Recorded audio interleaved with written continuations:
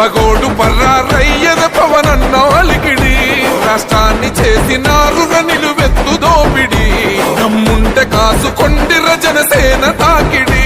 రైతన్నల కన్నీళ్లు కూలన్నల కష్టాలు చూడగ ఎరుపెక్కినైరా